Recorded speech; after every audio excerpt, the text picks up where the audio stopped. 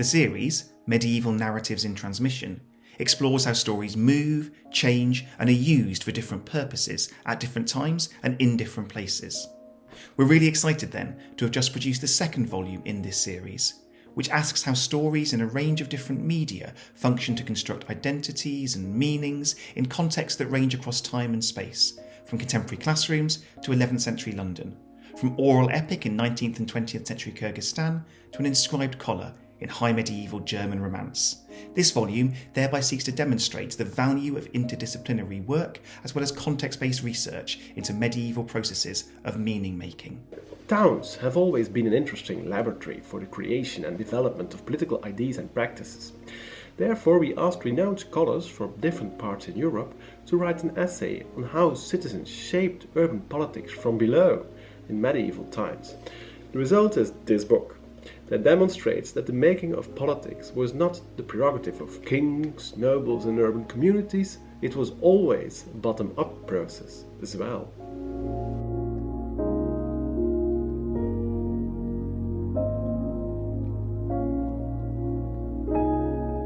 The third volume in the series Formulas in Medieval Culture is a collection of essays and papers on formulas in history, art history, musicology, linguistics, literature, codicology, epigraphy, diplomatic. It includes a comparative discussion of the various uses of the concept of formula in these disciplines. Context translation and the Chaucerian text is about the manuscript materials and texts on the fringes of the contemporary Chaucer canon and about their translation from French. It considers translation as an interpretative process and it explores the impact of this connection with Chaucer on our understanding of the cultural and literary work of these texts.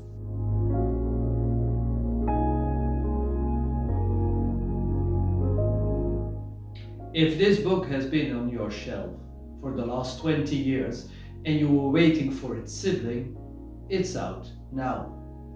The second volume contains books 6 to 10 of William of Moerbeke's Latin translation of Aristotle's History of Animals, with complete index of all Greek and Latin words.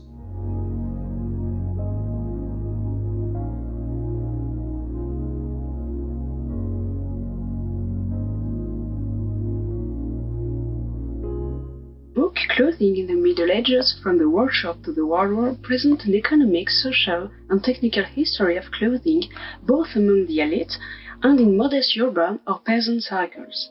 The various papers study both the economical and cultural aspects of clothing with interest in production, circulation, codification, not to forget the modern reinterpretation proposed by the fashion and cinema industries. Enjoy your reading!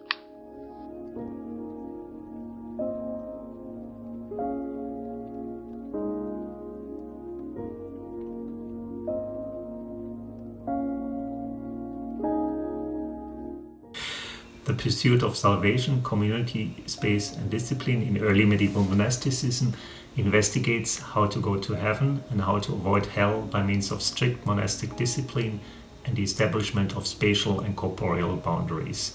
I want to show that female monasticism plays a crucial role for the development of medieval monastic ideals. I suggest a new monastic history that revolves around themes such as silence, sleep, confession, and love.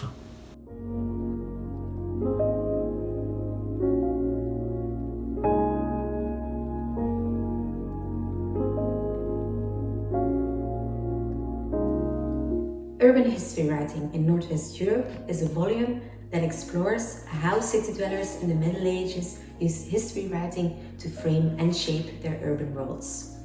The contributions in this volume attest to the diversity of urban chronicles by focusing on case studies from the Low Countries, England, Germany, and Northern France.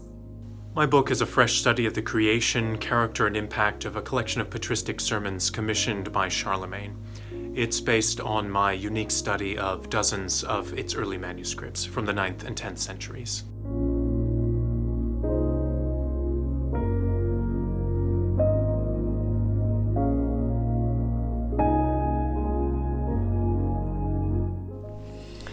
The Annulus is a work of Rupert of Deutz, a Benedictine monk of the 12th century, abbot of the monastery of Deutz near Cologne in Germany.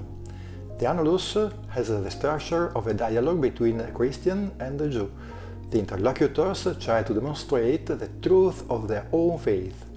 It stands out from other Christian apologetic works thanks to the vibrant yearning for everyone's salvation, both of Christians and the Jews. The Litany in Arts and Cultures is a collection of essays that presents the litany as a convention which for several thousand years existed in diverse cultural contexts, such as, for example, Egyptian, Sumerian and Hebrew prayers on the one hand, and European poetry and Mozart's music on the other hand.